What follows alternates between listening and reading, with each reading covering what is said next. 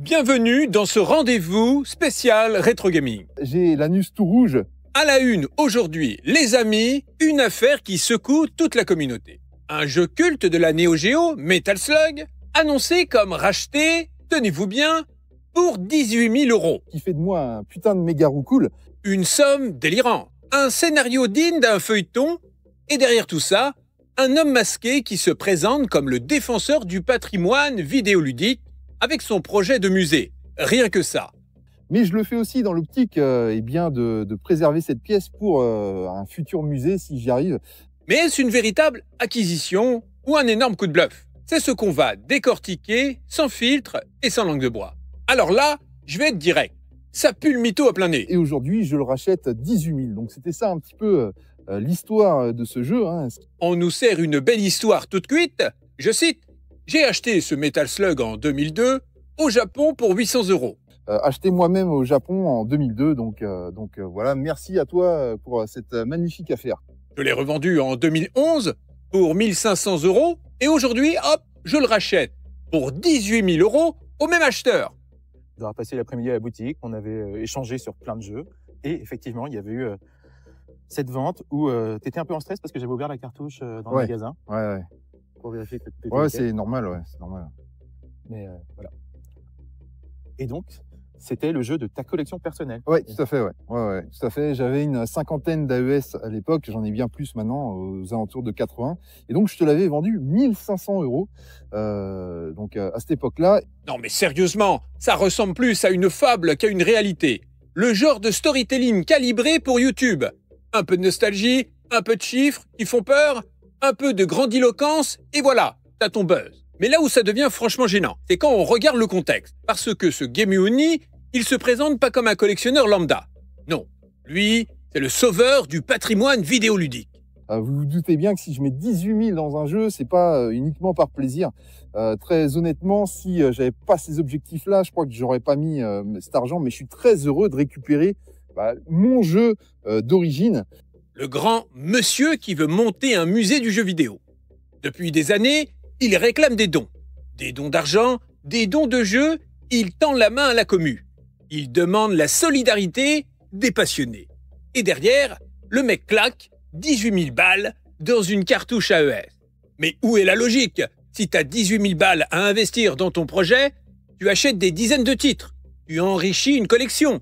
Tu poses des fondations solides pour ton musée. Tu fais pas semblant. Là, non. Monsieur se paie un trophée hors de prix pour se donner l'importance devant la caméra. Ça sent pas la passion, ça sent le coup de com'. T'as vu, il y a même de la poussière dessus. Ouais, la poussière et d'époque aussi, ça doit faire partie du prix, je pense. Ouais. C'est le petit bonus, quoi. Donc voilà, tout le monde connaît Metal Slug, il n'y a pas besoin de le présenter. C'est donc un original. Et voilà. Et comme si ça suffisait pas, il nous sort tranquillement qu'il va bientôt partir au Japon. Donc, d'un côté, il quémande des dons, il réclame la solidarité des fans, et de l'autre, il crame un SMIC annuel, dans une cartouche. Tout le monde connaît Metal Slug, il n'y a pas besoin de le présenter. C'est donc un original. Et voilà. Puis prépare un petit voyage pépouze au Japon. Mais franchement, c'est une insulte au bon sens. Et attendez, il n'est même pas seul dans son cirque. Derrière lui, il y a son acolyte, Joppé, le gars qui participe au live. Toujours planqué derrière un masque, lui aussi. Un complice qui balance des petits pics dans les commentaires YouTube, histoire de jouer les snipers. Mais qui, au final, n'est qu'un pantin dans cette histoire. Parce que soyons clairs, Joppé, il se fait balader. Il marche dans la combine, il joue le rôle du fidèle soldat, mais un jour, il va se retrouver seul. Parce que l'homme masqué, tôt ou tard, il va lui baiser la gueule. Et quand ça arrivera, c'est toute la commu qui va lui tomber dessus. Et là, Joppé se retrouvera isolé, grillé, avec zéro crédibilité. Et regardez bien la vidéo de l'achat. Ça crève les yeux. Gemeuni baisse la tête, serre les mains, détourne le regard. Tous les signaux d'un mec pas à l'aise. Donc voilà. Quand t'as vraiment mis 18 000 balles dans un jeu, t'es fier, tu rayonnes, tu bombes le torse. Là, on voit surtout un type qui cache mal son malaise, qui se réfugie derrière un masque. Donc voilà.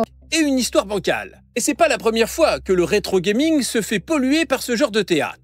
Des faux prix gonflés sur eBay, des annonces bidons juste pour créer de la hype, des collectionneurs autoproclamés qui manipulent le marché en se déguisant en passionnés. Ça fait des années qu'on voit ça.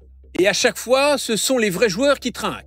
Parce que pendant que certains montent leur coup de bluff, les prix réels explosent. Résultat, les passionnés honnêtes, eux, ne peuvent plus suivre. Alors moi je le dis, cette histoire de Metal Slug à 18 000 €, c'est une mascarade. Une mise en scène pour buzzer, pour gonfler l'ego de quelques-uns, pas pour servir la passion du rétro gaming. Et si jamais par miracle c'est vrai, alors c'est encore pire, parce que ça veut dire qu'on a affaire à un mec qui préfère claquer une fortune dans un coup de com' plutôt que de construire sérieusement son musée.